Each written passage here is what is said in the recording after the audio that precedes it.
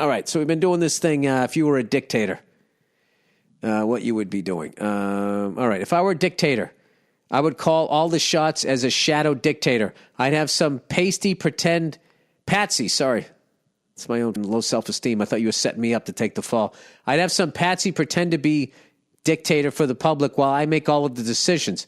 I would compartmentalize the chain of command so no one knows who is really in charge.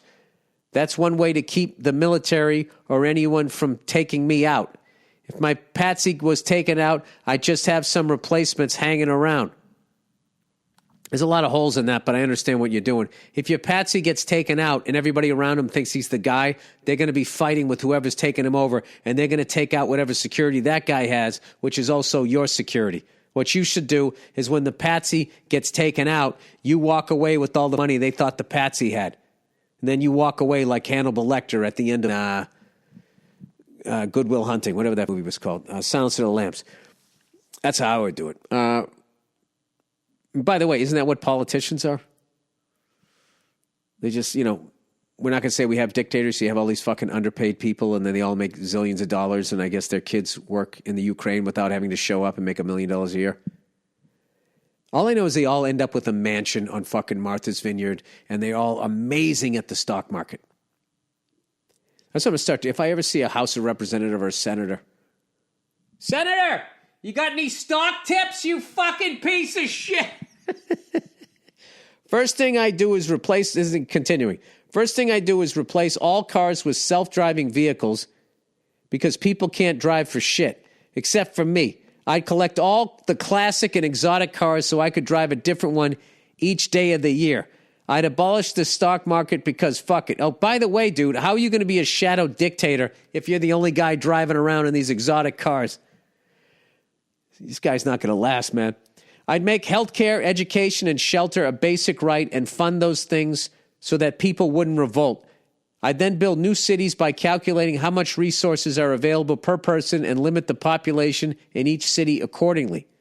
Voting would be done online, but people would be able to vote on things. I would allow, like putting Rick James on the $20 bill. Then I would go have a beer and think of what else I could do. Peace and go fuck yourself. I wonder if there are a way if you just exposed everything that these other assholes were doing. There's no way to do it. It's just human beings are just, we go after the dollar because you got the dollar, then you get the whores. If I were a dictator, hey, Billy, Red Scare. I guess that's a comment on my looks. That one kind of hurt. I'm not going to lie to you. Sorry. I was looking at it didn't really bother me. I was just looking down to see how much time I had done. All right. I'm sick of Kumbaya dances with the wolves dictators writing in about how they'd murder the bankers and give everyone a puppy. Here's what I do. I like this. Go against the grain. First and foremost, I'm in it for me. I'd rise to power by making different groups of people hate each other, and while they're busy fighting each other, I'd seize the high office. Not an original idea, but it's tried and true. It works. I'd immediately start wearing a military uniform full of medals I didn't earn, and I'd drive around in a Ferrari. Bulletproof. You got to do the Scarface thing with that first. Once I've consolidated power, I'd ban social media and liquidate their CEOs. I'd milk every last drop out of this country, and when I couldn't borrow another buck from the bank or buy another bottle of booze, I'd light a match. But in the meantime, me and my friends would have a good fucking time. Bill, if you support me, your daughter will be getting a LaFerrari for her sweet 16. If you don't support me, that's fine. You'll be pulling my rickshaw until your freckled ass collapses on the street. Thanks, and go fuck yourself. That's great. Fantastic. Well, once again, congratulations to the Cincinnati Bengals. Condolences to the Kansas City Chiefs. Fans of the Kansas City Chiefs coming up short. Still had a great season. You did have a great season because everybody wrote you off and you damn near got back to the dance again. And congratulations to the 49ers, who I fucking wrote off all goddamn year. And look at you. Look how close you came.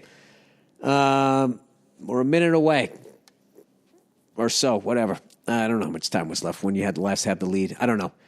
Last 5 minutes anyway. That is it. Who do you like in the Super Bowl?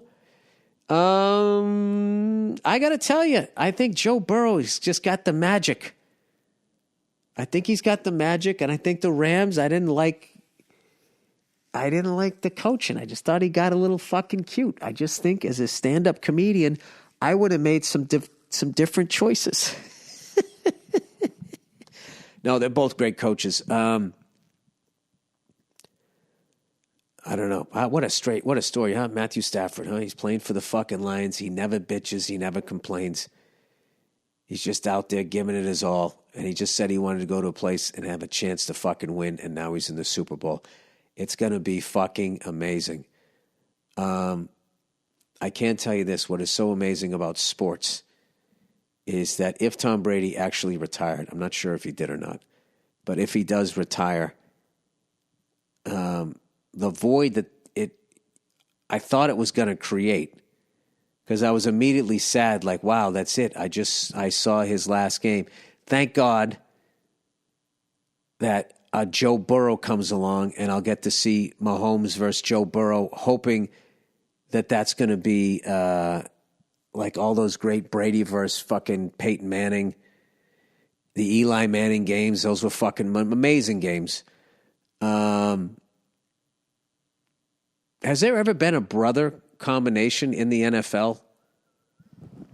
There's no way that they were that successful. They won 4 Super Bowls between the two of them, went to 6 Super Bowls.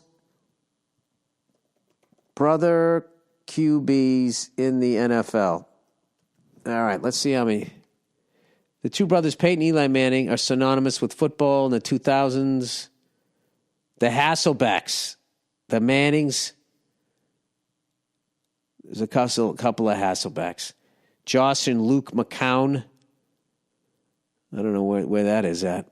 Fucking amazing. Anyways, all right, that's the podcast for this week. Thank you, everybody, for listening. My apologies to everybody in Fantasy Springs. I'm going to make it up for you. I'm going to be going off. I cannot wait to get back on stage and spew out all of my fucking ignorance that I've been writing while I've been home. Playing guitar again, having a good time, dusting off the old Malcolm fucking chords that I used to know, and just having a great time. And that's it. Thank you guys, for coming out to the shows and all of that shit. That is it. And I can't believe there's only one more week of fucking football. Where does it go? Unbelievable. All right, that's the podcast. Go fuck yourselves. And I'll check in on you on Thursday.